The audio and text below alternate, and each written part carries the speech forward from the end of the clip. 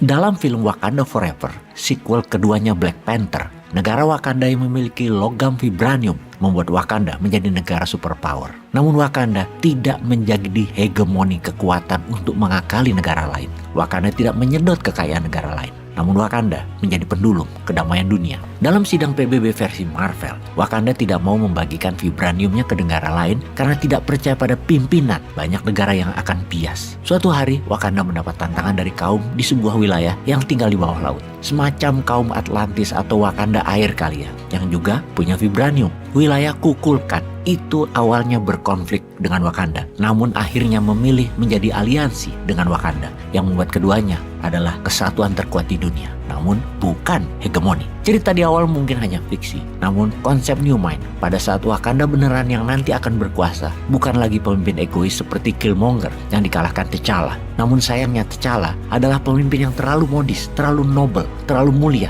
Wakanda perlu dipimpin pemimpin yang adil, yang tidak gila power, namun siap perang. Moto Civis Pacem Parabellum itu cocok banget buat Wakanda baru, buat Indonesia baru. Cinta damai, namun selalu siap untuk berperang. Idenya dalam kedamaian dunia, Indonesia baru ke depan adalah the world without superpower. Dunia tanpa hegemoni. Ini kunci kedamaian dunia, yaitu dunia tanpa hegemoni. Untuk buat perdamaian tersebut, apa vibraniumnya Indonesia? Indonesia punya banyak mineral, namun sayang selama ini mineral tersebut hanya jadi komoditas. Cuman jadi alat transaksi dari aset tersebut. Aset yang berupa mineral, sayangnya Indonesia kecil keuntungannya, hanya dapat tidak lebih 15%-an hanya dari pajak. Sisanya asetnya hilang diambil oligar, hilang diambil pejabat yang ngakali pejabat lebih tinggi agar melihat bahwa menjual tanah air itu menguntungkan buat negara. Uangnya 450 triliun setahun. Itu uang kemana coba kalau pejabat tingginya sadar? Bukan uangnya Indonesia. Uang Indonesia hanya 10-15% saja. Itu uang investor, Bung, bukan uang rakyat. Negara paling top dapat 15%-an. Rakyat dipotong dengan korupsi pejabat-pejabat sekitar 5%-an. Sisanya dibagi buat 280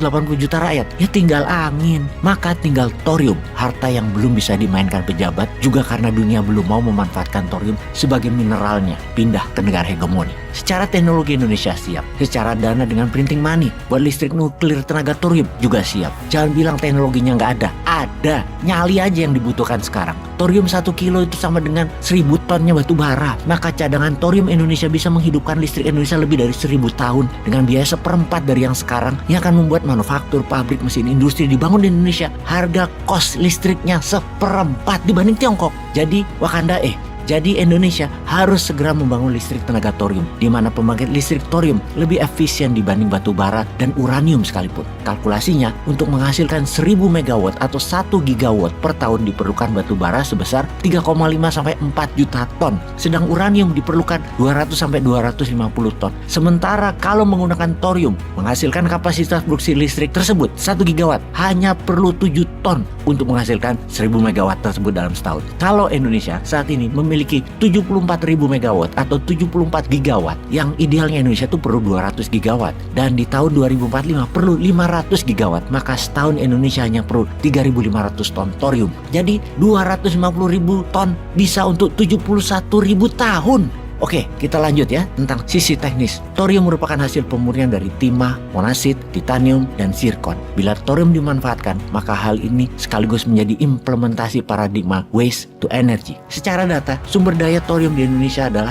250.000 ton, sehingga Indonesia bukan hanya merupakan negara yang siap menjadi negara dengan ketahanan energi yang kuat selama lebih dari 1000 tahun, namun juga mampu memasok energi listrik secara internasional. 5 daerah penghasil potensi thorium yaitu Bangka Belitung, Kalimantan Barat, Kalimantan Timur, dan Sulawesi Barat. Di sisi geopolitik, kita mesti mencermati negara-negara ASEAN dan Asia lainnya yang saat ini terus mengenjot pasokan energi listrik demi penguatan daya saing industri. Mereka membangun listrik nuklir berbasis uranium tentunya.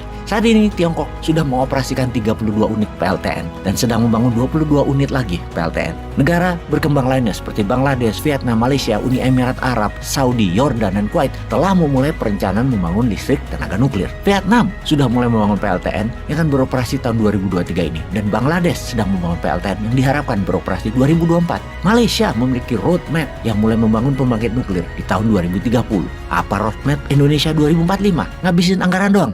Itu kan dulu dulu. Di tahun 2024 ke depan beda lah. Ada roadmap 2045, di mana di tahun 2035 50% listrik Indonesia sudah berbasis thorium. Di tahun 2045 100% berbasis thorium, dan di tahun 2070 Indonesia menerangi 50% dunia berbasis thorium. Sedikit nasihat, nuklir thorium Indonesia sebagai negara pemilik cadangan thorium terbesar di dunia jangan sampai ambiar seperti nikel yang membuat Tiongkok penguasa cadangan nikel jadi terbesar di dunia, yang tambangnya 10 tahun ini disedot habis-habisan, yang jadi smelter bahan setengah jadi, tidak di refining, yang seakan smelter sudah maju industrinya masih dikadali Tiongkok yang pemurniannya adalah di sana, dan cadangannya menjadikan Tiongkok penguasa nikel untuk baterai terbanyak di dunia. Wes, yang nikel jadi pelajaran ya, jangan diulang, jangan ada lagi pejabat yang melindungi model-model begini. Intinya harus ke thorium. Thorium tidak boleh seperti nikel, harus langsung jadi power, jadi energi, jadi listrik.